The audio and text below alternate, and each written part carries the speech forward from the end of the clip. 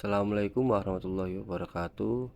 Kami dari kelompok 11 mata kuliah ilmu tafsir yang beranggotakan Yayan Erliana Anggraini S, NIM 210, Syarustani Syuhada, NIM 225, dan Laluna Ajeng Kiswari, NIM 234. Di sini kami akan menjelaskan tentang dilalah Al-Quran. Untuk yang pertama, langsung saja. Materi yang pertama yaitu tentang pengertian dilalah Al-Quran. Menurut pengertian bahasa, dilalah berarti bukti, petunjuk, atau keterangan. Menurut pengertian istilah, dilalah bermakna sumber atau keterangan dari suatu pemikiran, konsep, atau sebuah hukum. Setiap peraturan atau hukum harus bersandar pada suatu dalil, baik dari Al-Quran atau As-Sunnah atau sumber-sumber hukum yang merujuk oleh keduanya. Yang selanjutnya, perbedaan dilalah Al-Quran menurut mazhab Hanafiyah dan Syafi'iyah. Yang pertama, menurut pandangan mazhab Hanafi. Menurut pandangan Hanafiyah, membagi cara peninjauan dilalah lafaz menjadi 4, yaitu yang pertama, dilalah ibarah. Dilalah ibarah adalah makna yang dipahami dari pengucapannya, baik pengucapan dalam bentuk jelas maupun tertulis, muhkam atau tidak. Oleh karena itu, makna apapun yang dipahami dari keadaan pengucapan yang jelas disebut dilalah ibarah. Contohnya dalam surat An-Nisa ayat 3 yang artinya, dan jika kamu takut tidak akan dapat berlaku adil terhadap hak-hak perempuan yang yatim bila mana kamu mengawininya, maka kawinilah wanita-wanita lain yang kamu senangi, 2, 3, atau 4.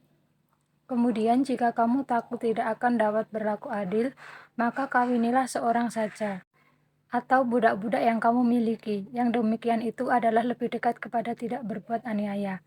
Ibarat ayat tersebut mempunyai dua pengertian. Yang pertama yaitu ayat tersebut menjelaskan mengenai boleh mengawini perempuan sampai 4 orang apabila memenuhi syarat yang sudah ditentukan. Ayat ini diturunkan dikarenakan kekhawatiran terhadap perempuan dan perbuatan semena-mena terhadap hak milik wanita yang dinikahi lebih dari 4. Yang kedua, menjelaskan perkawinan itu hukumnya mubah, meskipun dalam ayat tersebut sebenarnya bukan hanya sekedar untuk itu. Maksud pengertian dari ayat tersebut merupakan tujuan tabai atau sekunder, dikarenakan dimaksudkan oleh Allah dan dimaksudkan untuk menyampaikan tujuan pokok dari ayat tersebut. Yang kedua yaitu dilalah isyarah. Dilalah isyarah adalah suatu lafaz yang berasal dari kesimpulan terhadap pemahaman suatu ungkapan dan bukan termasuk dalam ungkapan tersebut. Contohnya dalam surat Al-Baqarah ayat 223, ayat tersebut menjelaskan bahwa kewajiban memberi nafkah terhadap anak dibebankan kepada ayah. Namun secara isyarat menunjukkan hal tersebut bahwa seorang anak dinasabkan kepada ayahnya. Dengan demikian, seorang ayah mempunyai hak-hak tertentu terhadap anaknya, yang dalam ayat tersebut seakan-akan harta ayah tersebut milik anaknya. Yang ketiga yaitu dilalah nas. Dilalah nas merupakan suatu lafaz tersirat mengenai suatu hukum lain, sedangkan secara tersurat terjadi adanya suatu faktor penyebab yang sama. Contohnya seperti dalam surat An-Nisa ayat 10 yang artinya, sesungguhnya orang-orang yang memakan harta anak yatim secara zolim, sebenarnya mereka itu menelan api sepenuh perutnya dan mereka akan masuk ke dalam api yang menyala-nyala atau neraka. Ayat tersebut menjelaskan bahwa larangan memakan kekayaan harta anak yatim untuk dirinya sendiri.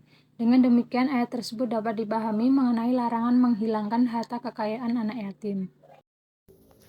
Selanjutnya, dilalah iktidlaq. Dilalah iktidlaq merupakan lafaz terhadap suatu makna yang tidak logis kecuali dengan adanya sesuatu tersebut. Ditinjau dari perlunya menilai suatu lafaz yang terbuang, para ulama usul fikih mengelompokkan dilalah iktidlaq menjadi 3 jenis.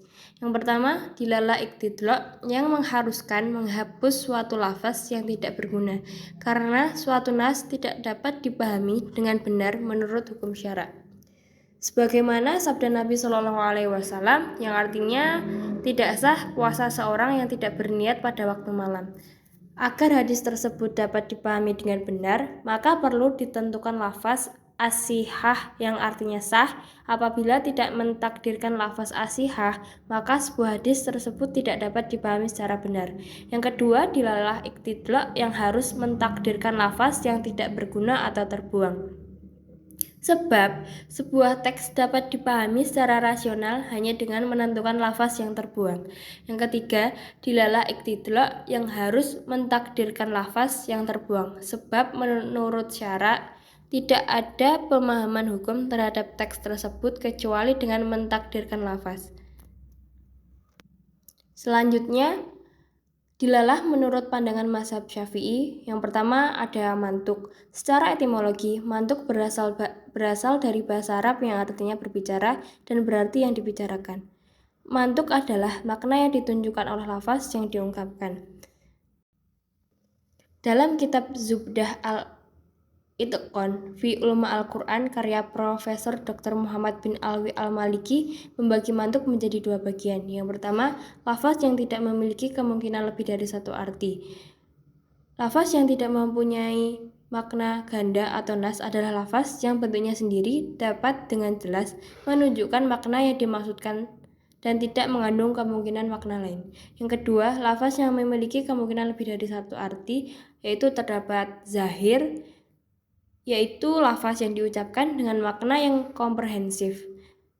Zahir adalah lafaz yang berarti makna yang mudah dipahami saat diucapkan, tetapi ada kemungkinan makna lain yang lebih lemah atau marjuh.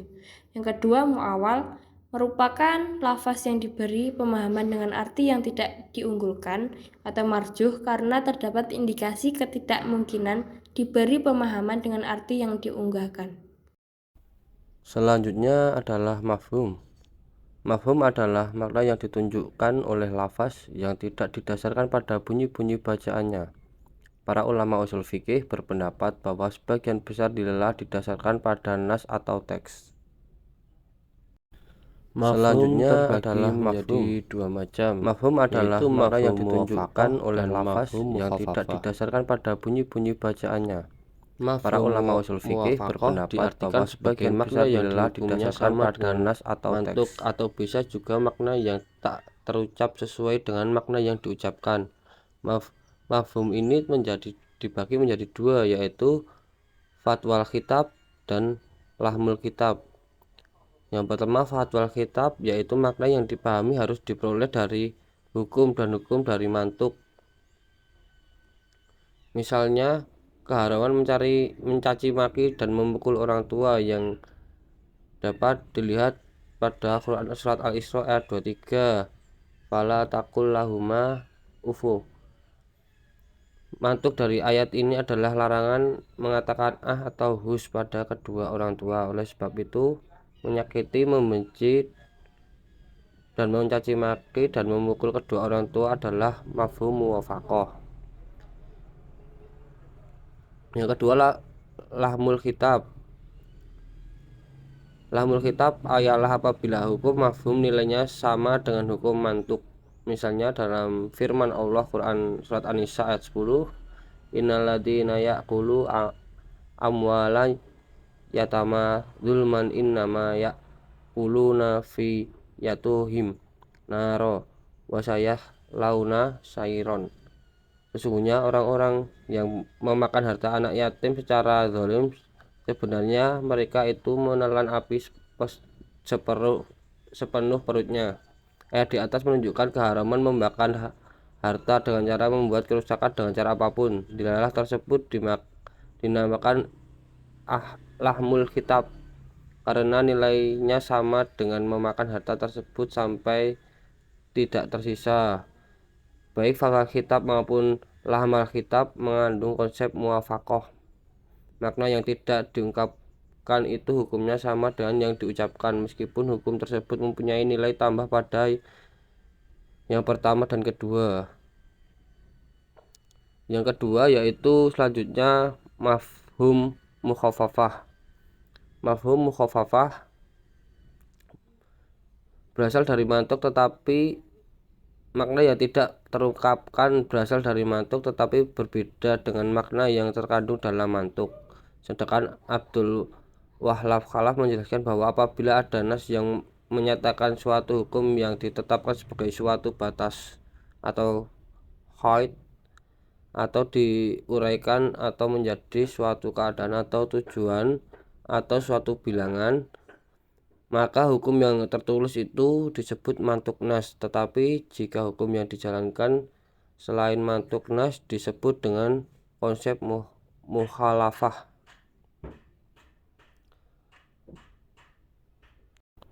Selanjutnya terdapat 5 bagian mafhum mukhalafah. Yang pertama yaitu mafhum al-lahab, merupakan lafaz penyebutan hukum yang ditentukan oleh jenis atau spesiesnya. Oleh karena itu, hukum ini bersifat positif bagi permasalahan yang terdapat dalam teks dan bersifat negatif bagi permasalahan yang tidak disebutkan. Yang kedua yaitu mafhum al-wasfi atau sifat, merupakan lafaz yang menetapkan mantuk dalam suatu hukum nas yang dibatasi dengan sifat yang terdapat dalam lafaz tersebut, dan apabila sifat dalam lafaz tersebut hilang dapat menimbulkan terbaliknya pengertian hukum dalam lafaz tersebut. Yang ketiga mafhum syarat, merupakan suatu lafaz yang menetapkan hukum yang terbalik sesuai dengan syarat atau bersamaan dengan lafaz apabila syarat lafaz tersebut tidak terwujud.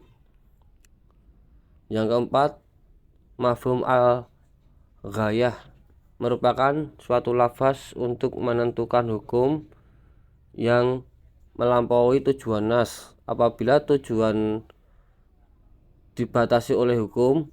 Hal ini menimbulkan pertanyaan mengenai batasan yang ditentukan ayat termasuk dalam persyaratan pidana atau tidak.